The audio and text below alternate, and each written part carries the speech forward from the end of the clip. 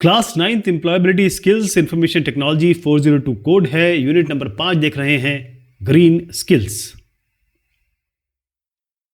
Society and environment. Natural resources यानी कि जो प्रकृति हमें देती है उसको हम दो कैटेगरी या दो श्रेणियों में बांट सकते हैं। इसमें आता है इनएग्जॉस्टिबल रिसोर्सेस और एक होता है एग्जॉस्टिबल रिसोर्सेस। एग्जॉस्ट का मतलब होता है खत्म होना, तो जो खत्म नहीं होगा वो इनएग्जॉस्टिबल हो गया और जो खत्म हो जाएगा वो हम एग्जॉस्टिबल रिसोर्सेज में लाते हैं। कहने का मतलब अगर हम इंसान हैं और इंसान अगर यूज कर रहा है, कंज्यूम कर रहा है रिसोर्सेज को, संसाधन को, और वो खत्म कभी भी नहीं होंगे, तो उनको हम कहते हैं कभी खत्म ना होने वाले यानी इनएग्जॉस्टिबल। जिसमें आपका सोलार रेडिएशन हो गया यानी कि जो सन से एनर्जी आती है, ऐसी हवा में भी एनर्जी होती है, विंड पावर कहते हैं हम। ऐसे टाइड यानी जो हमारी लाटाएं आती है, वेव्स आती है, सी वेव्स, उसमें पावर होती है। और टाइडल एनर्जी, वाटर पावर, ये सारा वाटर पावर से ही तो आप हाइड्रो इलेक्ट्रिसिटी जनरेट करते हैं। एग्जॉस्टिबल रिसोर्सेज क्या होते हैं? जो खत्म हो जाएंगे। कहने का मतलब ऐसे रिसोर्सेज या ऐसे संसाधन जो केवल लिमिटेड क्वांटिटी में है। जैसे मान लीजिए आपके पास दो चॉकलेट है, एक चॉकलेट ये, एक चॉकलेट ये। अब आप अगर इसको खा लेंगे और इसको भी खा लेंगे तो आप दोनों खा लेंगे तो खत्म हो जाएगा। इसकी क्वांटिटी है इसकी लिमिटेड क्वांटिटी है, यानी आपके पास वो नंबर है, और ये समय के साथ इसका जब कंजम्पशन हम कर रहे हैं, इसको हम उपयोग कर रहे हैं, तो कंटिन्यू अगर इसका यूज करते रहेंगे तो ये खत्म हो जाएगा। जैसे कोल, अभी जो कोल है यहां जो आप चित्र देख रहे हैं, ये कोल एक लिमिटेड अमाउंट में, हमें इसका अमाउंट पता है क्योंकि ये कैसे बनता है, इसका एक तरीका है जो हजारों सालों से लकड़ी परिवर्तित होती है, फिर उसके बाद उसका कोयला बनाया जाता है। तो अगर हम इसे यूज करेंगे तो आगे जाके खत्म हो जाएगा।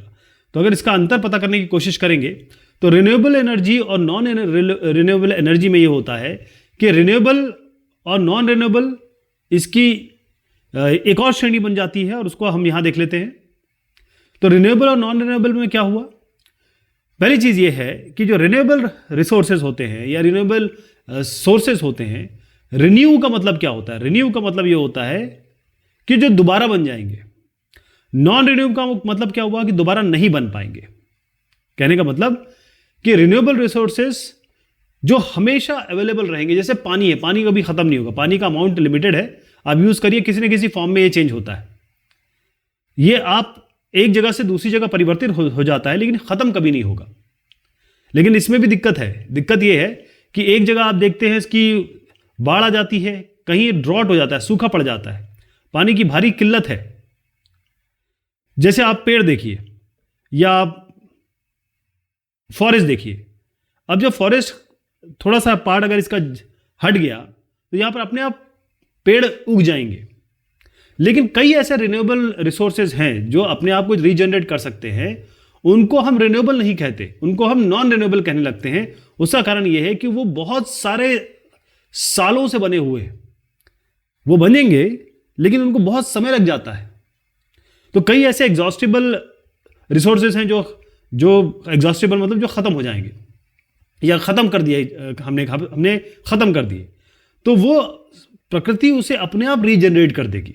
जैसे मैंने अभी आपको पेड़ों का एग्जांपल लिया, बायोमास का एग्जांपल लिया, तो फॉरेस्ट है, जंगल में अगर पेड़ और पौधे देखें तो वो खत्म हो जाएंगे अगर आपने उनको जला दिया, काट दिया।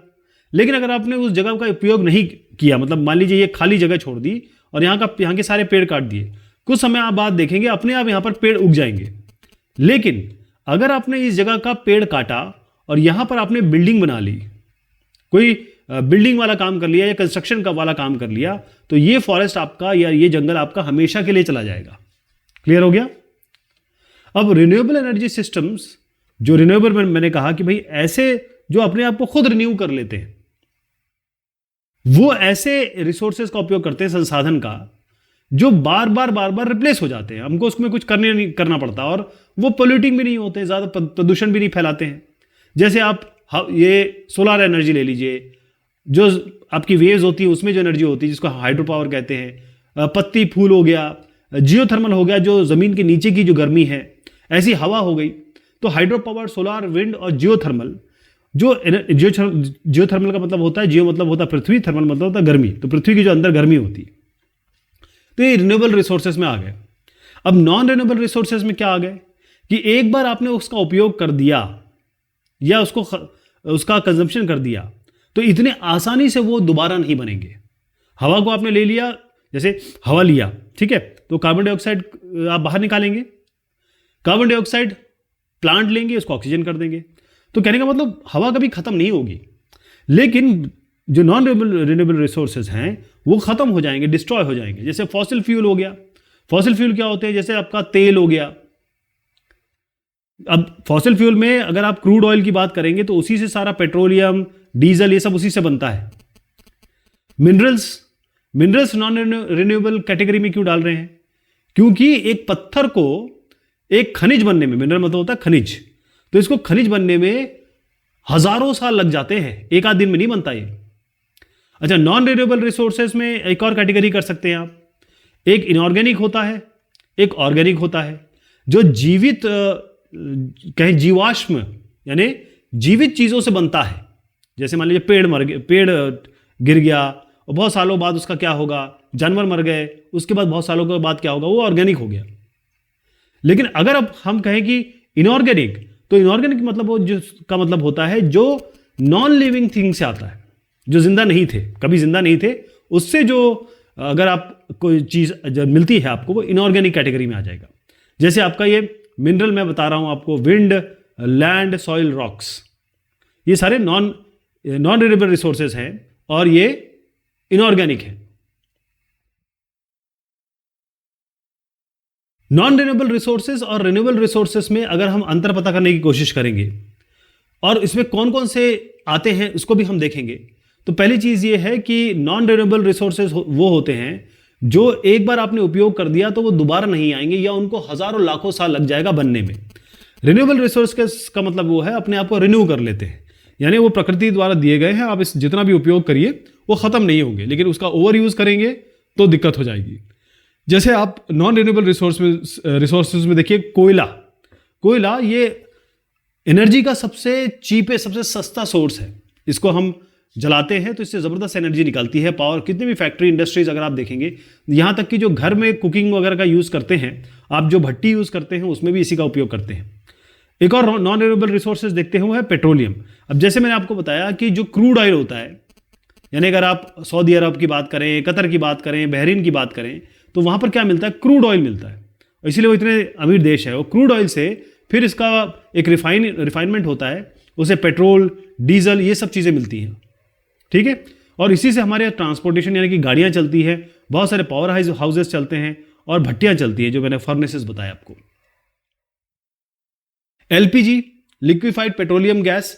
अब आपके घर में एलपीजी का सिलेंडर तो हो गया, वहीं से उसी से आप खाना बनाते हैं, तो कुकिंग के लिए तो उपयोग होता ही होता है, ताकि और साथ में ये गाड़ी चलाने के लिए उपयोग होता है।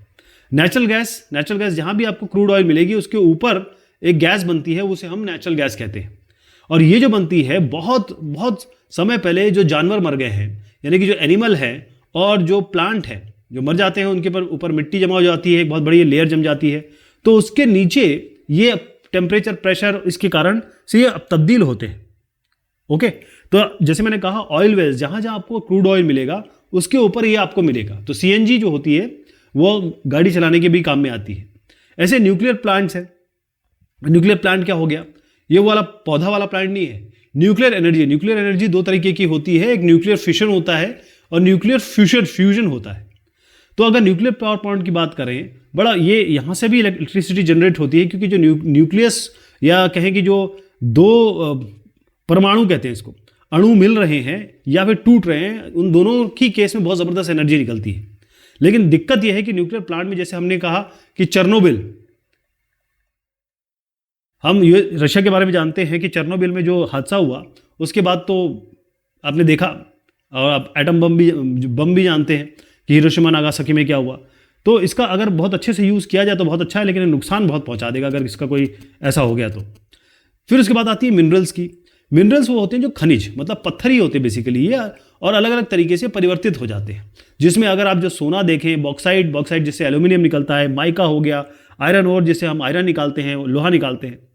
तो क्योंकि हम इसको बहुत ज़्यादा यूज़ कर रहे हैं तो ये ख़त्म होते चले जा रहे हैं, माइनिंग कर रहे हैं, और माइनिंग से अर्थ यानी कि हमारी जो पृथ्वी है उसको भी नुकसान पहुंच रहा है। तो मैंने आपको जो बताया अभी वो सारे के सारे नॉन रिन्यूएबल रिसोर्सेज थे, एक बार आपने यूज़ कर लिया तो ख़त्म हो जाएंगे।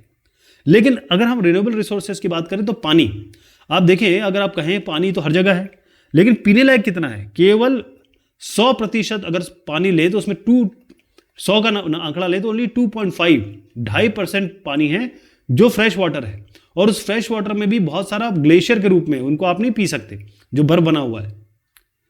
तो ये एक तो फ्रेश वाटर बहुत कम है हमारे पास, और ये रिन्यूएबल है वो कोई बात नहीं है, लेकिन एनर्जी जो है हम नदियों से अगर हम डैम बना लें तो हम इससे इलेक्ट्रिसिटी पैदा कर सकते हैं।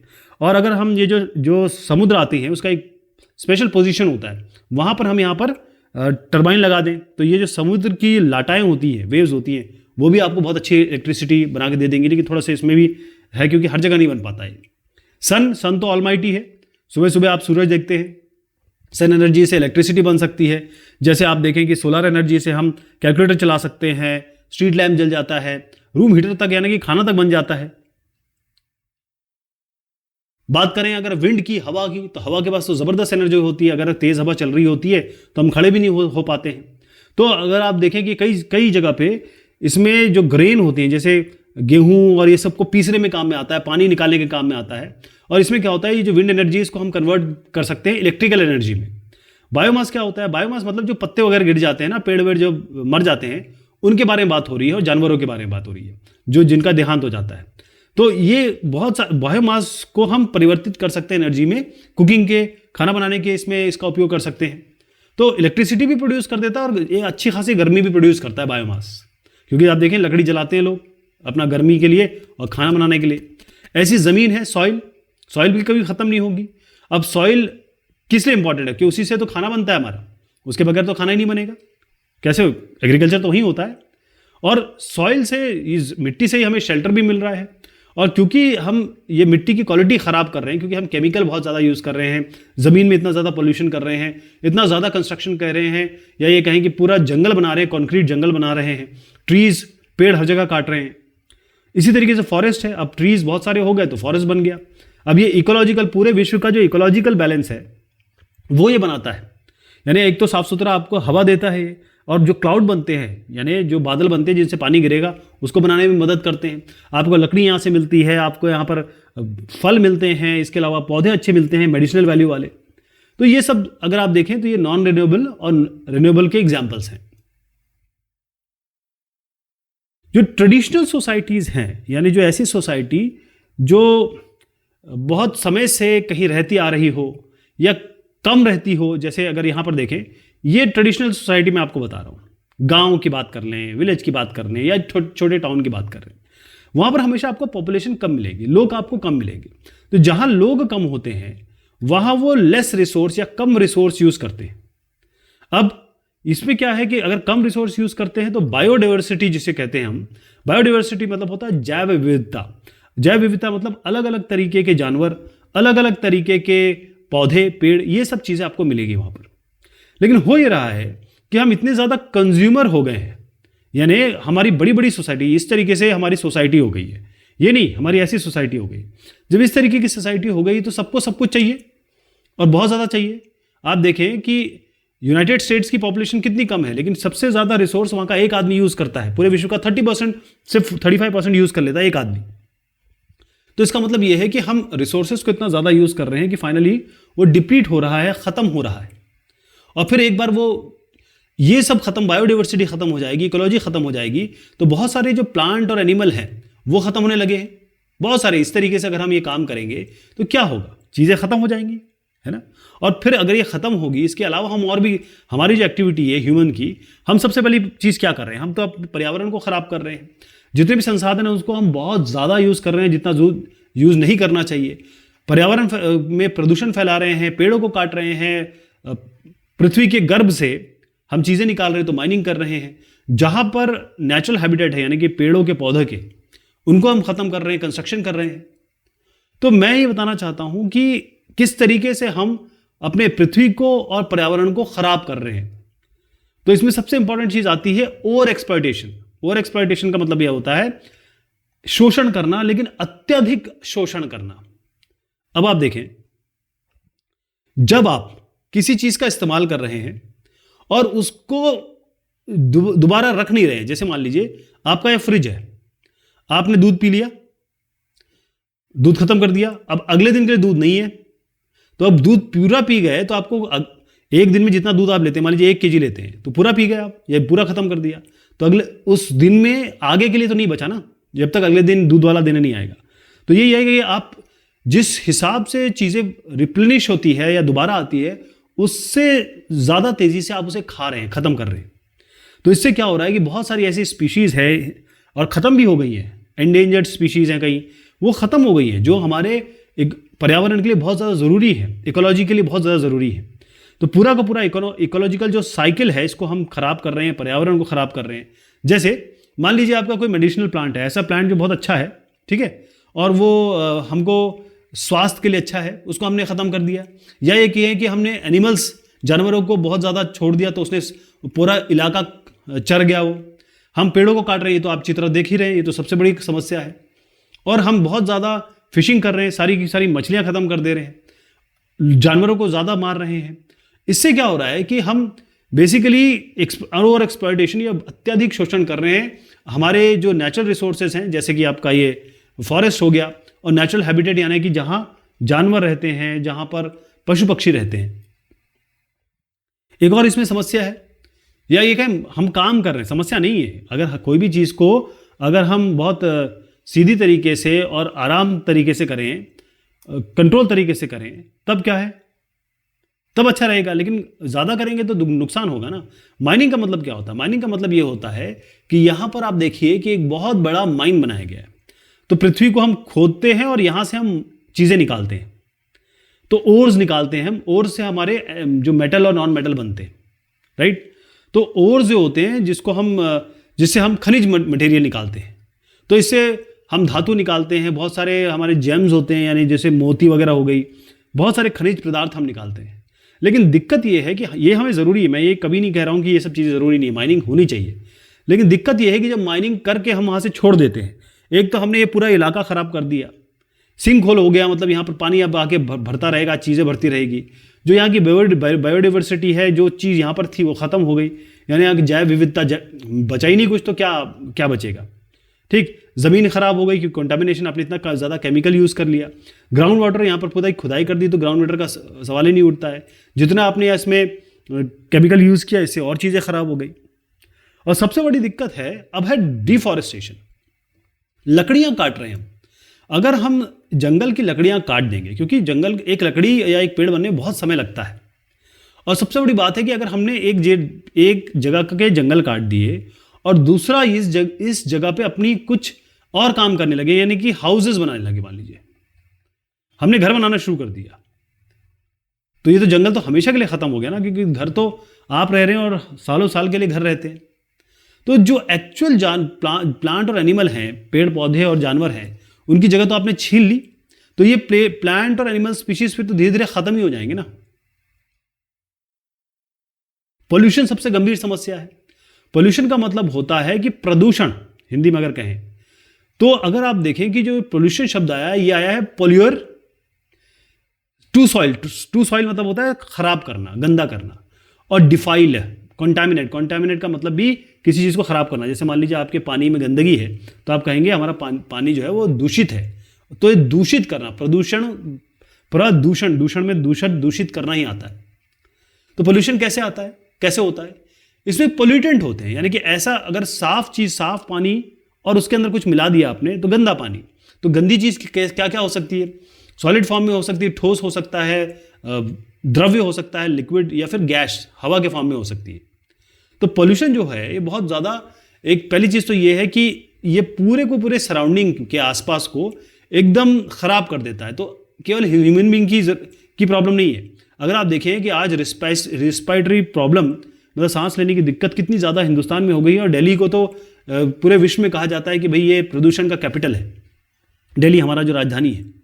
तो ये सब हम तो अपने बारे में सोचते हैं, जानवरों का क्या होगा? वो भी तो सांस लेते हैं, प्लांट्स, उनका क्या होगा, वो भी तो खराब हो रहे हैं। और ये सारे हमारे ह्यूमन एक्टिविटी के कारण हो रहा है, और ये डेट्रीमेंटल इफेक्ट मतलब खराब इफेक्ट दे रहा है एनवायरनमेंट में। अब पोल्यूशन देखिए ये किस किस तरीके के हैं, यहाँ पर धुआं निकल रहा है तो पूरा एनवायरनमेंट खराब कर दिया, पानी में हम गंदगी डाल रहे हैं, ज़मीन को हम खराब कर रहे हैं, और खूब ऊंची आवाज़ में चीज़ें चला रहे हैं तो कान हमारे ख़राब हो रहे हैं, जिसको हम साउंड पोल्यूशन कहते हैं। तो अलग अलग तरीके के पोल्यूशन है। एक एग्जांपल देता हूँ, फैक्ट्रीज। अब फैक्ट्री क्या है, इसमें बहुत ज़्यादा पानी लगता है, इलेक्ट्रिसिटी लगती है, कोई भी फैक्ट्री अगर आप देख लें तो, लेकिन साथ में ये केमिकल निकाल देती है। यानी कि जो केमिकल निकलते हैं वो कहाँ कहाँ जाते हैं, या पानी में भी जा रहा है, ज़मीन में भी जा रहा है, हवा में तो जा ही रहा है। एक इंडस्ट्री से क्या क्या चीज़ें हो रही है, तो पूरे आपके पर्यावरण एटमॉस्फेयर को ये खराब कर रहा है। वाटर पोल्यूशन आप देखिए, जो मैं आपको यहाँ पर दिखा रहा हूँ, किस तरीके से पानी हम डाल देते हैं और उसके बाद सीरियस वो जो एक्वेटिक लाइफ है उसको कितनी बड़ी दिक्कत आ जाएगी। जो फॉसिल फ्यूल है, जैसे आपका पेट्रोलियम है, डीजल है, जब गाड़ी चलती है तो कितना ज़्यादा उससे प्रदूषण होता है, धुआं निकलता है, आप खुद ही आंखों से देख सकते हैं।